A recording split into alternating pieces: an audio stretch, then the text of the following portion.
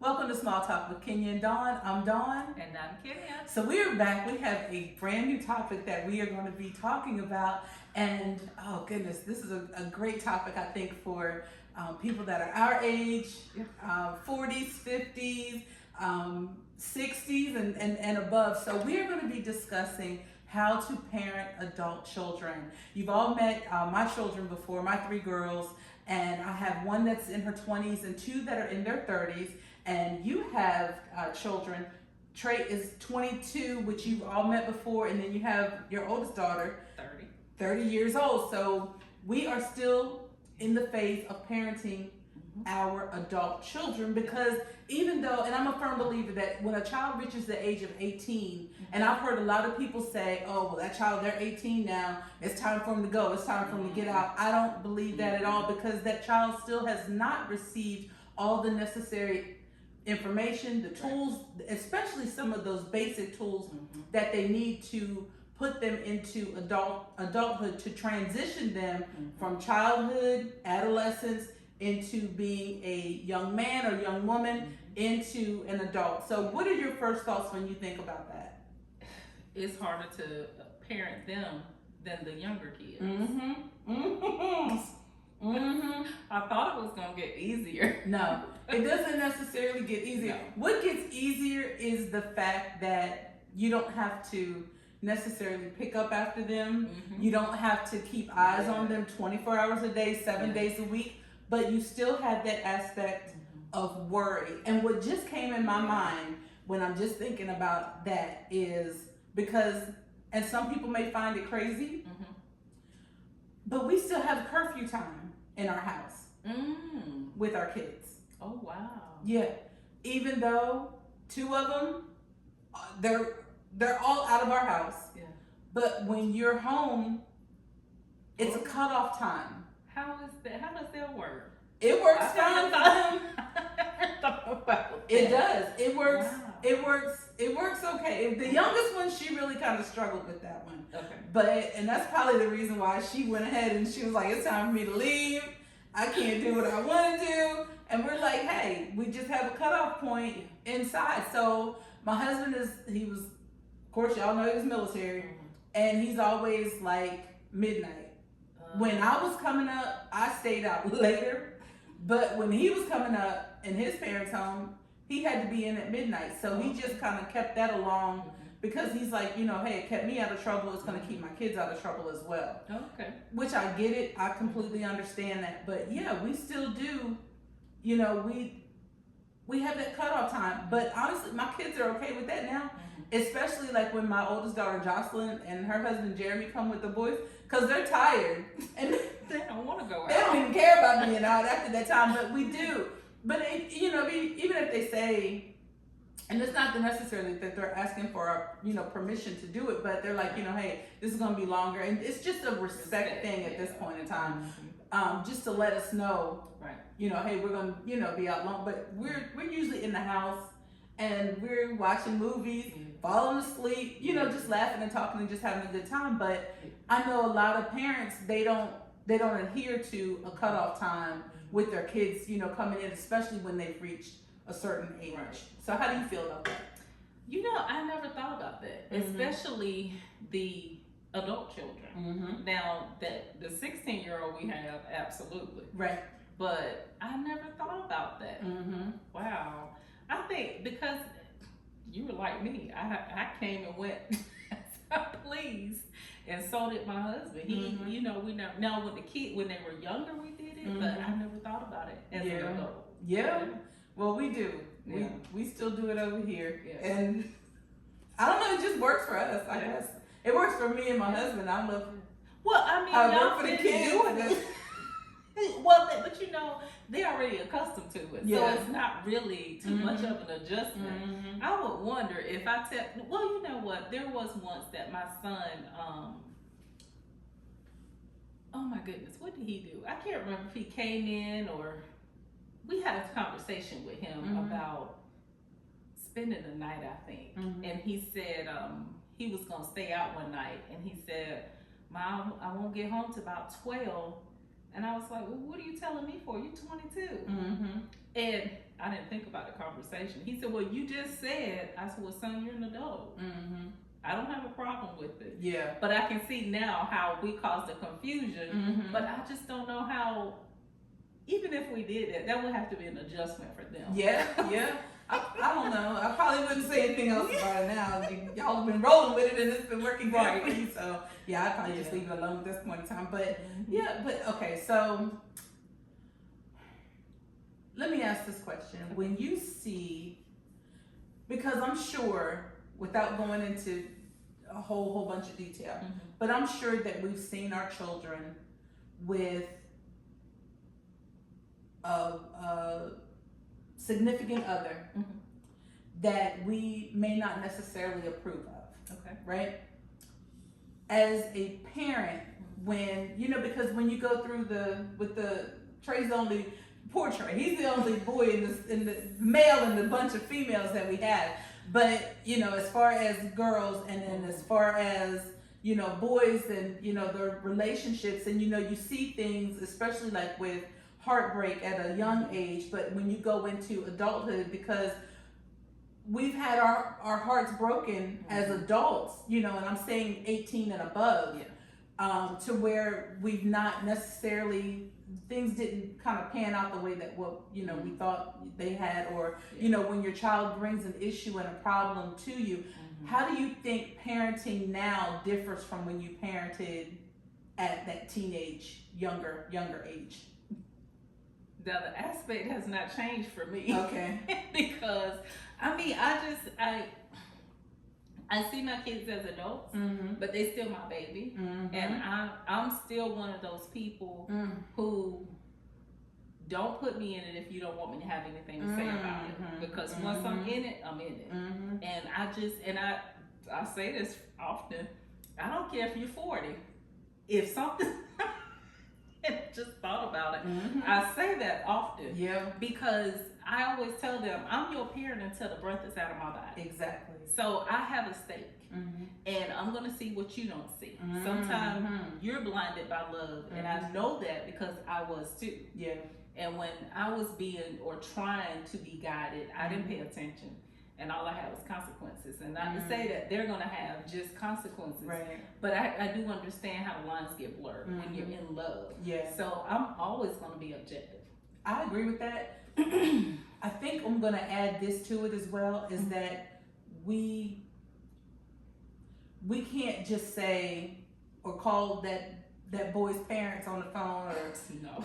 call the girl's parents on the phone to say they can't come over here no more. Exactly. We can't do that part anymore, but there's still a part of us that wants to say, don't come over here anymore. You're not welcome here anymore. I see how you're hurting my child, and I don't want you around them anymore. That's, I think, where we can't do that. We can. We can, but it doesn't have as much weight to it maybe as what it did. Especially when they don't live in your house. Exactly. Yeah. It's different when your children are grown and gone, and you saying those things, and I think, I don't want to say it has a big impact on them, but it still is impactful. Because normally, I'm going to say 99% of the time, I don't want to say, because it's still an opinion, 99% of the time, what I'm telling you is rendered true. You eventually see it. Yeah. So, I'm your mom. I make you mad when I'm honest, but I'm still going to love you. Yeah, you still going to love them through it. And that's what I think our kids sometimes don't realize, that we're going to love them through things. Absolutely. It's not that we just care about them, Right. but you want the best for your kids. And when somebody else is going to hurt them, we're still going to love you through it all. We just want you out of it. We just want you out of it, because you can see the writing on the wall. You can see the things that are transpiring. Sometimes you may not see a look that somebody is given to where it's almost an anger and almost a hatred behind somebody's eyes. You that child may not see how someone is taking advantage of them. So it's like, okay, I still see this. This is my child. Yeah. How am I going to parent them as an adult through this?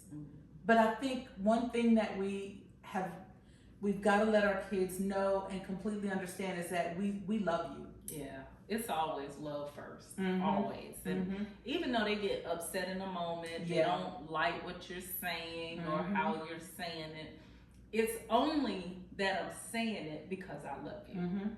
Yeah. Yeah, you just want the best for your kids. Yeah, and it just, we don't always, as we're going through life trying to figure this thing out, we don't have as much experience to go on as the parent. Right. We've stumbled upon a few million times probably. So I have a little bit of experience in this area. Not saying that your experience is going to be my experience, but I know the things to be looking for. Yeah. I know when I see something, and I always tell my kids, I mean, people tell you who they are the first time. You just don't be paying attention. And it has not failed me yet.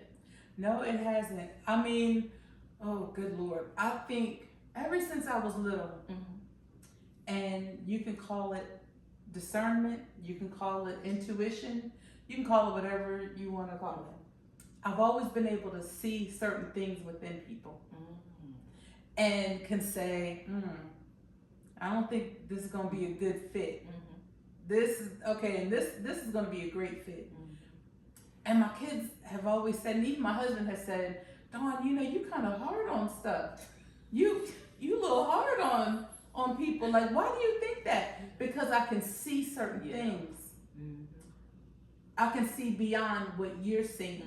They can see the surface, where I'm seeing below the surface. And I've been always super, super thankful to have that gift. Absolutely. I don't take it lightly. And it's caused me to stay out of a lot of situations and stay away from a lot of people that have not met me or my family for good. Yeah. I tap into those things. And I think sometimes, you know, as a parent, and if you feel like that's not a gift that you have, pray for God to give it to you. Absolutely. Pray for that discernment. Yeah. Pray for God to reveal things to you, and He'll give it to you. Yeah. I've said it before. When you pray for revelation, be ready to receive it. It may not be what you want it to be, but it's what God is telling you that it is. It may not look pretty, but just be ready for it, and because it's the truth. Yeah. It's definitely the truth. Just thinking about, you know, children, our kids, and just kids in general, and parents. You see that relationship that's there, and you definitely want it to grow. You want it to get stronger. And one thing that we were talking about before, I don't see my kids, as old as they are, as my friend. I know a lot of parents see their children as their friend. I just think that, I'm just saying for me and mine, is I think sometimes there may be a line that's blurred a little bit. And I think because the way that I talk to my friends is different than the way that I talk to my kids sometimes, especially with certain things. We laugh and we joke and all that kind of stuff, but the things that I would talk to my friends about, I don't talk to my kids about when and I know that they're adults, but it's just certain subjects I'm just not going to talk to them about. What's your thoughts about that? Now, certain subjects I'm not going to talk to my children about, but my oldest daughter, we grew up together. Right. And as she was growing up and I was coming into motherhood, and what I thought was motherhood, I was not her friend. I was a hard parent. Yeah. But as she has gotten older, she's about to be 31. She tells me, "Ma, you my best friend." And I appreciate it now, because we didn't have a friendly relationship. We had a stern mother-daughter relationship. Right. Even like now, my youngest, she'll say, "Girl, what you doing?" Ooh. And I'd be like, What you doing, girl?" And she'll hear us, and she'll say, "Ma, I couldn't even call you Sean. I couldn't say anything like that. You would have slapped my face." face. I said, yeah, I probably would have, but I've learned better Mm-hmm. because it's really, it's our language. Mm-hmm. It's her and that's me and her language. Mm-hmm. And even with my son, and even with her, we Mhm. have different types of language Yeah. that we use with each other. Yeah. And I've had to explain to her, it's not disrespectful. I just didn't know how to do it then Right. appropriately. Right. So now, she is, I consider her one of my friends Mhm. because I can run. She thinks logically Mm-hmm. for other people. I get that. I completely get yeah. that. You know, with the thing with you saying that, you know, your youngest one is saying, "Hey, girl," and this kind of stuff. You know what I go through with my kids. They say all kinds of stuff, but they know the cutoff point too. Absolutely. When I say, They know, yeah, the They whole like- language changed. everything just Yeah. switches completely around. And I think there's a lot of kids that don't get that part. Yeah. And there's a lot of parents that Yeah. don't get that part either. Yeah. And it's like it's incorporated and it goes on. And it's like the further sometimes that it goes, because I think that parents that want to be still young. And I think maybe that's where the breakdown is, because I'm okay being my age. I don't need to go back and be 30 years old again. I'm okay being with, you know, where I am, but there's a lot of parents that still want to stay young. They want to stay the age of that what they're, you know, Probably with their their oldest. adult. Yeah, because, and I think sometimes that happens because it's almost like you're living vicariously through your child. Because the things that you wanted to do, you weren't able to do them. Yep. And your child is able to do those things now, so that you're able to live through those experiences through your child. And you know, with that, once they're there, they still haven't figured out that there has to be a line. I can be or look the role of your friend, but I'm still your parent first. Yep. So the respect is automatically first. So I think that's the part that they've missed out on. I'm so caught up in just being a friend. There's no, but I'm going to have to back up, because I think that has to come from the beginning. That has to be understood. That even, and I'm not saying put fear in your kids, but your kids need to know a certain look in my face means tighten up. Tighten it up. But that's just me. But I think they just have not established from the beginning that certain level of respect. Yeah, it's got to be respect that's there. That's the foundation. I think of almost any relationship is respect. Your kids, even though they're adults now, and especially with them being adults now, you've got to respect your children. Oh yes, absolutely. And a lot of parents don't respect their kids. That was a hard lesson. Yeah, they don't respect them. And you can't talk to your kids the way that maybe you had spoken to them before. And we've talked about this before. You can't say, excuse me, the things that you said before to your children, because these are adults now. Absolutely. We're talking 20, 30 years old. You can't talk to them like that. It's such a level of disrespect for them being your children, for them being adults. And what about when they're parents? Absolutely. When they've become parents now. And it's like, wow, what are you teaching? What are you teaching their children? That it's okay to do that? Yeah. That's exactly what you're teaching them. And I don't believe that that's right. What do you think about that? Oh, absolutely not. That was a hard lesson for me. Yeah. But the reality of it, when it hit me, like, oh, they grown. It was like, wow. And the first thing that I apologized for, or to them for, was being disrespectful. Because I was being disrespectful. And a lot of times, I think the misconception that I had from the beginning, I have the title mom. So I can do it however I want to do it, because I'm the mom and I'm in charge. That does not make everything I do right. So I think, we have to, what's that old saying? Respect is not given, it's earned. It's earned. And I think that's basically where it is, because they're grown people. Yeah. They're adults. They are. They may be our baby, but they're adults. Yeah. Yeah, they definitely are. And foundation of respect. Yeah. Like what you just said, it's not just given, but it's earned. Right. So, what are some of the ways that you think that, especially with our adult children, that respect is earned for us to still be able to parent them? What's your thoughts about that? I think because, and I can only speak for my kids still have that humble respect for me. Mm-hmm. They still see mama, they still see daddy. So they're not going to cross too many lines anyway. Right. So I think that's the basis for them too.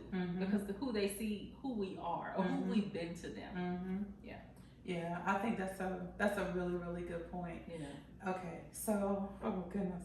We got some other stuff that we need to talk about with this whole thing. So we're going to take a break here. We are going to come back next week with part 2, still discussing parenting adult children.